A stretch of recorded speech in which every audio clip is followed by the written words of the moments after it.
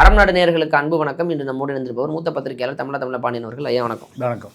ஒரு வழியாக தாவேக ஆட்சி அமைத்து விட்டது, மகிழ்ச்சி. இப்போ இன்னொரு புறம் திமுக கூட்டணிங்கிறது இந்தியா கூட்டணியாக பார்க்குறேன். ஏன்னா அவங்க வந்து இந்தியா கூட்டணியில் மிகப்பெரிய அங்கம் வகிச்சாங்க. பப்புன்னு ராகுல் காந்தியை சொன்ன பொழுதும் பாஜகவுக்கு எதிராக இந்தியா கூட்டணியை வலுவாக கட்டமைத்தது. இந்தியா கூட்டணிய பிரதமர் வேட்பாளர் ராகுல் காந்தி தான் அப்படின்னு முன்மொழிந்தது. பீகாரில் போய் எஸ்ஐஆர் குறித்து பேசுறது இந்தியா முழுவதும் இந்தியா கூட்டணியை எடுத்து சென்றதில் மு.க. ஸ்டாலின் அவர்களுக்கு மிகப்பெரிய பங்கு இருக்கிறது. அந்த பங்கு ஒரு பிரதர் அப்படிங்கிற ஒரு நட்பு, அவ்வளவு இணக்கமாக இருந்தார்கள். இப்படிலாம் ஒரு செய்திகள்லாம் இருந்ததெல்லாம் தாண்டி ஒரு நிமிடத்தில் தாவேகா வந்து 108 சீட்டு வாங்கிட்டாங்கன்னு தெரிந்த அடுத்த கணமே எந்த ஒரு ஒரு காலதாமதம் எடுக்காமல் உடனடியாக காங்கிரஸ் வந்து தாவியது. தாவுனது பிரச்சனை கிடையாது, சந்தர்ப்ப தாவலாக இல்லாமல் எதிர்கால நலனை கருதிங்கிற மாதிரி உள்ளாட்சி தேர்தல், நாடாளுமன்ற தேர்தல் சொல்லிட்டாங்க. இங்கிருந்து தான் அந்த திமுக காங்கிரஸ் பிரச்சனை ஆரம்பிக்குது. இப்போ கனிமொழி அவர்கள் எங்கள் பக்கத்தில் கூட சீட்டு வேணாம், மாற்றி கொடுத்துருங்க அப்படின்னு ஓம் பிர்லாவிற்கு கடிதம் எழுதியிருக்கிறாங்க. எப்படி பார்க்குறீங்க? பக்கத்தில் கூட அமர வேண்டாம் அப்படிங்கிற அளவுக்கு வந்துருச்சா இது? திமுக காங்கிரஸ் உறவு என்பது காங்கிரஸை எதிர்த்து தான் அண்ணா ஆட்சி அமைத்தார். ஆட்சியை அமைத்த அண்ணா மரணத்தினுடைய ஈரம் காய்வதற்கு முன்பே கருணாநிதி காங்கிரஸோடு அதிகாரத்தில் பங்கு வைத்து கொண்டார். ஏன்? திருடியதை பூரா காப்பாற்றுவதற்கு காங்கிரஸால் மட்டும்தான் காப்பாற்ற முடியும். சர்க்காரியா கமிஷன் ஊழல், பூச்சி மருந்து ஊழல், இப்படி பல ஊழலை இந்திரா காந்தி தயவில் தான் தப்பிக்க முடியும்னு முடிவு பண்ண. மேலே சென்ட்ரல் ஆட்சியில் இருக்காங்க. அப்போ காவிரியை விட்டு கொடுத்தது கூட தன் மீது இருக்கிற அந்த சர்க்காரியா கமிஷன் ஊழலை தன்னை சிறையில் அடைத்து விடக்கூடாது என்பதனால தமிழ்நாட்டுடைய நலனையே விட்டு கொடுத்தார் கருணாநிதி.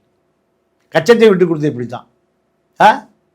பல தன்னையும் தன்னுடைய குடும்பத்தையும் காப்பாற்றிக் கொள்வதற்காக இந்த கயவன் கருணாநிதி தமிழ்நாட்டினுடைய சாபக்கேடு 5 லட்சம் பேர் மரணம் அடைந்ததுக்கு கருணாநிதி இப்போ திமுக தன்னை காப்பாற்றிக் கொள்வதற்கு திமுக அதிமுகவும் ஒருங்கிணைந்து ஆட்சி அதிகாரத்தை கைப்பற்றுவதற்கு கொள்கை கோட்பாடெல்லாம் தூக்கி குப்பையை போட்டாங்க.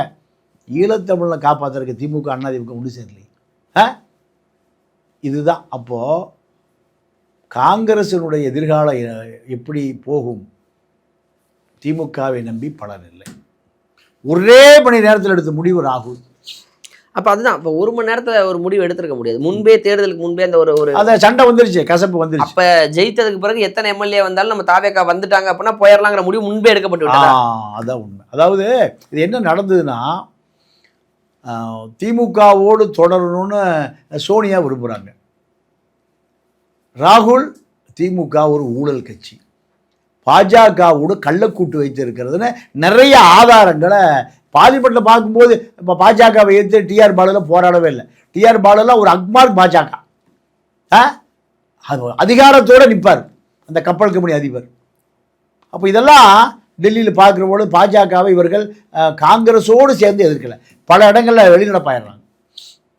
நம்பிக்கைக்குரிய நண்பர்களே அல்ல.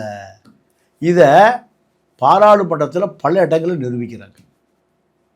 இதுதான் ராகுலுக்கு கசப்பு, நியாயமான கசப்பு, நியாயமான வருத்தம். இதனுடைய வெளிப்பாடு தான். நீங்கள் தாவேகாவோடு போயிருந்தால் இப்போ ஒரு 40 எம்எல்ஏ கிடச்சிருக்கு. தாவேகாவுக்கு மிகப்பெரிய எதிர்காலம் இருக்குது. இதை கணித்து தான் கேசி வேணுகோபால் ஒரு திட்டத்தை கொடுத்தார். ஆனால் ஸ்டாலின் என்ன பண்ணார்? பாசி மூலம் சோனியாவிடம் சென்று இந்த கூட்டணி தொடர வேண்டும் என்பதில் உறுதியாக இருந்தார். இந்த கூட்டணி சோனியாவால் தான் இறுதி செய்யப்பட்டது. ராகுலால் அது வெளியேற்றப்படுவதற்கான சூழலை உருவாக்கினார். சரி, தாய் சொல்லை தட்டாதேன்னு விட்டுட்டார் தனைய. இப்போ திமுகவுக்கு எதிர்காலம் இல்லை. திமுக ஒரு மணி நேரத்தில் பாஜகவோட கூட்டு வச்சுக்கிச்சு. ஹைகமாண்ட் யாரு? அமித்ஷா தான் சொல்றாரு. அமித்ஷா சொல்லி ரஜினி வந்து யாரை பார்க்குறாரு? ஸ்டாலின். இது யாரோட கூட்டு? அதிமுக, பாஜகவோடு. அவங்க சொல்றத கேட்குறாங்க. அப்புறம் என்ன, நீங்க அதிமுக தொடர்பே இல்லையே. பாஜக ஹைகமாண்ட் இதெல்லாம் ராகுலுக்கு பெரிய ஒரு ஏமாற்றத்தை கொடுத்தது. இதுக்கு மேலே இனிமேல் திமுக நம்பிக்கைக்குரிய நண்பனே அல்ல. நம்பிக்கைக்குரிய ஆனால் இப்படி இப்போ இந்த சமீப அந்த 15 வருடமாக பாஜக நீங்கள் ஆட்சி 2014க்கு பிறகு சொல்கிறேன், 14க்கு பிறகு பாஜக ஆட்சியில் இருக்கிறாங்க. ராகுல் காந்தியை ப்ரொஜெக்ட் பண்ணதாக இருக்கட்டும், இந்தியா கூட்டணியை முன்னிறுத்தினதாக இருக்கட்டும், பாசிச பாஜக கொண்டு வரதில் எதிர்ப்பும் அப்படின்னு தொடர்ந்து மாநில உரிமைகளுக்கு போராடுறதா இருக்கட்டும், எல்லா நேரங்கள்லையுமே காங்கிரஸோட தானே ட்ராவல் ஆனாங்க. இல்லை, காங்கிரஸோட தான் ட்ராவல் ஆனாங்க.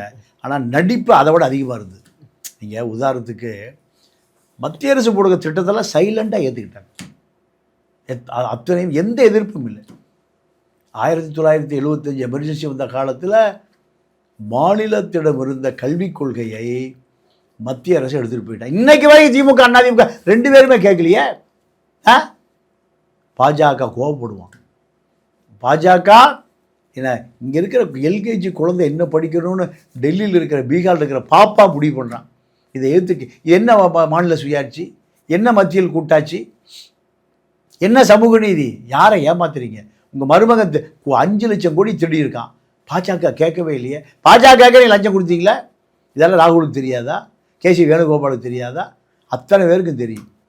இதுதான் இவர்கள் நம்பிக்கைக்குரிய ஆளே அல்ல.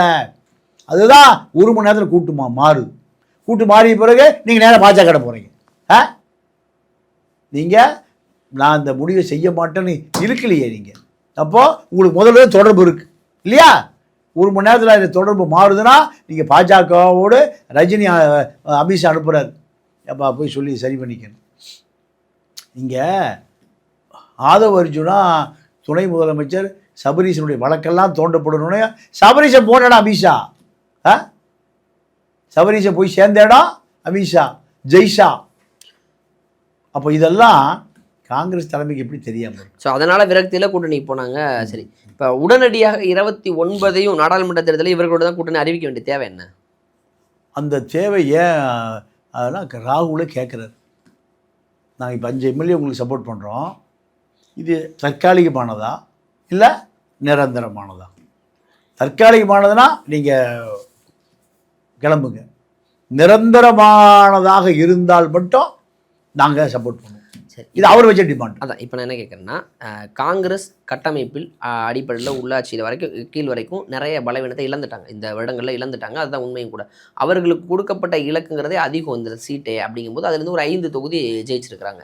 இப்போ தாவேகா ஒரு பலம் பொருந்திய கட்சியாக உருவெடுத்துருச்சு. இப்போ அதோட இணைந்தா நமக்கு அதிக சீட்டு மேலே கிடைக்கும்னு நினைக்கிறாங்கல்ல, இந்த நினைப்பு ஈடேறும்னு நினைக்கிறீங்களா? இல்லை, அதாவது திமுக இனி ஈடேறாதுன்னு முடிவு பண்ணிட்டான்.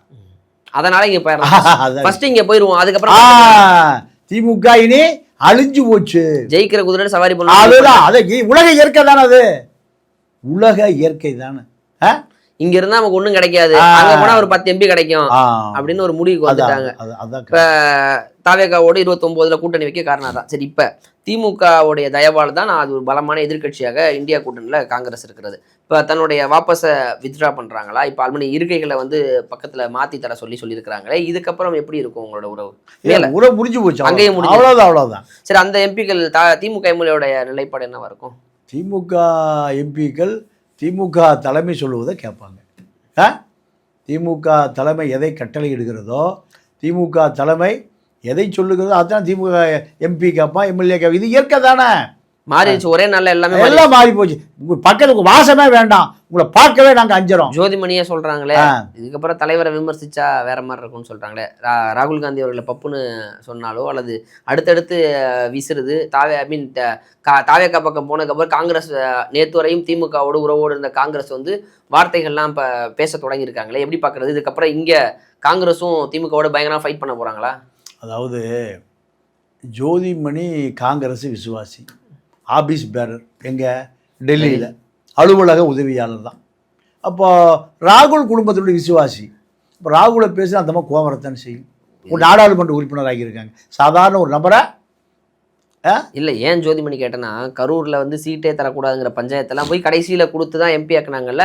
அதனால் இப்போ அங்கே உள்ளூரில் வந்து நாங்கள்லாம் ஓட்டு போட்டு தானே உங்களை ஜெயிக்க வச்சோன்னு திமுக நிர்வாகிகள் அதிருப்தியில் இருக்காங்க. இப்போ போயிருக்க எம்எல்ஏ கூட ஃபோனில் வாக்குவாதம் பண்ணுறாங்க, அந்த காணொலிகள் வருது இல்லை. இப்போ இன்னைக்கு ஆர்ப்பாட்டத்துக்கு போகிறாங்க, அங்கே எல்லாமே அந்த காங்கிரஸ் உடைய கொடி கிழிக்கப்படுது, சண்டைகளில் போகிறாங்க. திமுகவினர் மிகுந்த கோபத்தில் இருக்காங்களா, அந்த கிரவுண்டில் ஜெல்லாக எவ்வளோ நாள் ஆகும்? அதாவது இன்னொரு விஷயத்தை பார்க்கணும். காங்கிரஸ் திமுக கூட்டில் இருந்த காரணத்தினால தான் 14% முஸ்லீம்கள் திமுகவில் ஆதரவு தெரிவித்தாங்க. காங்கிரஸை ஏன் திமுக வச்சிருக்குன்னா பாஜகவுக்கு எதிராக இந்திய அளவில் காங்கிரஸ் தான் நிற்கிது. அப்போது முஸ்லீம்கள் திமுகவிலிருந்து வெளியேற மாட்டாங்க. இப்போ நீங்கள் காங்கிரஸ் வெளியேறினால முஸ்லீம்கள் வெளியேறிடுவாங்கன்னு சொல்கிறீங்களா? கண்டிப்பாக வெளியேறிடுவாங்க. முஸ்லீம்கள் காங்கிரஸ் திமுகவை விட எந்த காலத்துலேயும் காங்கிரஸ் பிஜேபியோட கூட்டணியே வைக்காது. ஆனால் திமுக கடந்த காலங்களில் பாஜகவோட கூட்டணி அமைச்சரவைகளே இருந்தாங்க. சந்தர்ப்பவாதம் தான். அப்போ முஸ்லீம்கள் எப்படி யோசிப்பாங்க? நாம காங்கிரஸ் கூட்டணியோடு இப்போ பாஜக உள்ளே வந்துருச்சு. திமுகக்குள்ள ரஜினி வந்துட்டாரா? இப்போ ஒரு எம்எல்ஏ அதிமுக கூட்டணி திமுக கூட்டணி தயாராகிருச்சு. அப்படி ஆயிருந்தா ஒட்டுமொத்தமாக திமுக அழிஞ்சே போயிருக்கும். 14% முஸ்லீம்கள் வெளியேறுனா திமுகவுக்கு 10% தான் ஓட்டு. இல்லை, ஆல்ரெடி நீங்கள் காங்கிரஸோடு திமுக ஆட்சியில் இருந்தும் அப்படி ஒன்றும் முஸ்லீம் வாக்குகளும் அந்த தலித் வாக்குகளும் டிசிஎம் சொல்லக்கூடிய கிறிஸ்டின்ஸ் வாக்குகளும் முழுவதுமாக திமுக விழுகலையே. இப்போ விஜய் வருகைக்கு பிறகு அது ஒட்டுமொத்தமாக சேதாரமாயிருச்சு. அங்கே ஒரு சந்தேகம் வருது, அதனால் காங்கிரஸ் போகிறாங்க. அப்படி நீங்கள் முஸ்லீம்கள் எல்லாம் போயிடுவாங்கன்னு சொன்னால் ஆல்ரெடி தான் பாதி வாக்குகள் சிதறிடுச்சு, இன்னும் போகிறதுக்கு என்ன இருக்குன்னு கேட்குறேன். முதல் தலைமுறை வாக்காளர்கள் கிறிஸ்டினாக இருக்கட்டும், தலித் வாக்குகள்லாம் பெரிதளவில் சிதறினா தான் நம்மளால் பார்க்க முடியுது, நம்ம டேட்டாஸ் எடுத்தாலே பார்க்க முடியுது. அப்படி இருக்கும்பொழுது இன்னும் என்னத்தை இழந்துட போகிறாங்கன்னு நீங்கள் நினைக்கிறீங்க? இப்போ இந்த 73 சீட்டு வந்து இல்லை, அதையும் இழப்பாங்க. அதுதான் நடக்கும். அதுதான் நடக்கும். ஏன்னா நீங்கள் 40 வயதுக்கு மேல் உள்ளவர்கள் திமுக அதிமுக ஓட்டு போட்டிருக்காங்க. 40 வயது கீழே உள்ளவர்கள் தாவேக்கு போட்டிருக்காங்க. இப்போ திமுக அதிமுக 120 சீட் விஜய்க்கு ஈக்குவலாக ஜெயிச்சிருக்கு. இப்போ காங்கிரஸ் வெளியேறினால் இந்த 75 எவ்வளோ ஆகும்? 25,000. திமுகவுக்கு 10% வாக்க மட்டும்தான் கிடைத்தால் திமுகவுடைய அஸ்திவாரமே ஆட்டங்கன்று. இதுதான் நீங்கள் இவங்க வாக்கே இல்லாத பிரேமலதாவுக்கு எவ்வளோ டிமாண்ட் இருக்குது. அப்போ திமுக எவ்வளோ பலவீனமாக இருக்குன்னு திமுகவுக்கே தெரியும். திமுகவுக்கு நம்மளை எப்படியாவது கிறித்துவர்கள் தலித்துகள் முஸ்லீம்கள் நம்ம காப்பாற்றுவாங்கன்னு தான் அவ்வளோ தைரியமாக இருந்தாங்க. இப்போது திமுக மீது இந்த 3 சமூகத்தை சாராதவர்களும் ஓட்டு போட்டிருக்காங்க. அதில் திமுக பட்டு பாதாளத்துக்கு போயிடுச்சு. இப்போது மிஞ்சி இருக்கிற அந்த 68 73ல் 5 போயிடுச்சு காங்கிரஸ். 68 28க்கு போனால் திமுகவுடைய நிலைமை என்ன? இதை ஏற்படுத்தக்கூடிய சக்தி காங்கிரஸ் இருந்தால் முஸ்லீம்கள் இருப்பார்கள், கிறிஸ்தவர்கள் இருப்பார்கள், தலித்துகள் இருப்பார்கள். இந்த காங்கிரஸ் வெளியே போயிடுச்சுன்னா திமுகவுக்கு பெரிய அடி, திமுகவுக்கு மாபெரும் இழப்பு. ஏன் தேர்தலுக்கு முன்பு இவ்வளவு தூரம் உடைத்தெடுக்கணும்னு அந்த கேசி வேணுகோபால், மாணிக் தாகூர் போன்றவர்கள்லாம் முயற்சி பண்ணது எதுக்கு? அதை தடுத்தது எதுக்கு? சோனியா வரை ப. சிதம்பரத்தை அனுப்பி சமரசம் செய்தது எதுக்கு? தங்களுடைய நிலைமை படு மோசமாக. திமுக மிக பெரிதளவில் ஒரு இழப்புகளை சந்திச்சிருக்காங்க. இதிலிருந்து மீண்டு வருவதற்கு மிக காலங்கள் எடுக்கும் சொல்ல வரீங்க. அதிமுகவுடைய நிலைமை திமுகவை எதிர்க்காதனால தான் இப்போ இவ்வளோ பெரிய இழப்பை சந்திச்சிருக்கு. இரண்டையும் எதிர்க்காமலும் சற்று வந்ததுக்காகவே விஜய் அவர்களுக்கு பெரிய ஆதரவு கிடச்சிச்சு. நான் என்ன கேட்குறேன்னா, அந்த திராவிட 2 கட்சிகளுக்குமே ஒரு பெரிய சர்க்கிள் இருக்கிறதுனால இப்போ விஜயோட அலை எவ்வளோ தூரம் வீசுது, இப்போ அவர் அடுத்த ஆட்சிக்கு வருவாரா, இப்போ ஒரு 10 ஆண்டுகள் அவர் காலமாங்கிற பல கணக்குகளை பல பேர் போடுறாங்க. இப்போ இங்கே ஒரு மாற்று சக்தின்னு இருக்குல்ல, 2 திராவிட மாற்றாக எந்த கட்சி உருவெடுக்க வாய்ப்பு இருக்குன்னு நினைக்கிறீங்களா? தாவேக்கா தனித்து தன்னுடைய செல்வாக்குகளை நிரூபிக்குமா வரும் காலங்களில்? உங்களுடைய கணிப்பு என்ன வரும்? இல்லை, என்னுடைய கணிப்பு திமுக அவுட். அது 67 ஆரம்பித்து 75 வருஷம், அது ரொம்ப வயசாகி போச்சு, ரொம்ப தள்ளாடுது. 50 வயது யார்? அதிமுக. 50 வயது, திமுகவை விட 25 வயசு குறைவு. அதிமுக மக்கள் அதிமுக மீது திமுக மீது இருக்கிற கடும் சினத்தை விட குறைவான கோபம்தான் யார் மேலே இருக்குது? அதிமுக. அதனால அவங்க கொஞ்சம் சர்வே வாங்குறீங்க. ஏன்னா எதிர்கட்சி வேலையை செய்யல. அதிமுக எதிர்கட்சி, அதிமுகவும் அலிபாபா 40 திருடர்கள் தான், ரெண்டு ஒண்ணுக்கு ஒண்ணு சலைச்சது. ஆனால் இப்போ விஜய் திமுகவை எதிர்த்த அளவுக்கு அதிமுக எதிர்த்திருந்தால் இந்த 53 103 இருக்கும். அதை தவற விட்டவர் எடப்பாடி தான். என்ன காரணம்னா அவருக்கு திமுக எதிர்ப்பு அதிமுகவுக்கு ஆதரவாக கடந்த காலையெல்லாம் மாறி இருக்கு. அதே போல இது மாறும்னு நினைச்சாரு. ஆனா சமூக வலைதளங்களுடைய தாக்கம் இதுதான் நடந்தது. பாஜக திமுக எதிர்த்தாங்க, அதிமுகவும் திமுக எதிர்த்துச்சு, விஜயும் திமுக எதிர்த்தாரு. திமுக வாக்கு எல்லாம் அதிமுக பக்கம் மட்டும்தான் சிதறும் நினைச்சிட்டு இருந்தாங்க. அது மொத்தமா இங்கிட்டு போயிருச்சு. அதனாலதான் ட்விஸ்ட் இருக்கு. எனிவேஸ், வரக்கூடிய அரசியல் காலங்களில் தீர்மானிக்க முடியாது அல்லது கூடாத இடத்துல நம்மளும் இருக்கணும்னு நினைக்கிறேன். எதை தீர்மானித்தாலும் கணக்கு எல்லாம் தவறுது, மக்கள் வேறு விதமா சிந்திக்கிறாங்க. அதன் போக்குல அரசியல் கட்சிகள் என்ன இருந்தாலும் உடனடியாக ரியாக்ட் இப்போ வந்து சமூக வலைதளங்கள் இருக்கனால தெரிகிறது. ஸோ வரக்கூடிய அரசியல் காலம் எப்படி இருக்குங்கிறத நம்ம பொறுத்து தான் பார்ப்போம். தற்பொழுது மிகப்பெரிய கூட்டணி ஒன்றும் பிரேக் ஆகிருக்கு. அதனால தான் பார்க்கணும். தாவேகா அரசு இப்போ பொறுப்பேற்கிறாங்க. தொடர்ந்து பேசுவோங்க. நேரம் கொடுத்ததுக்கு நன்றி. நன்றி, வணக்கம்.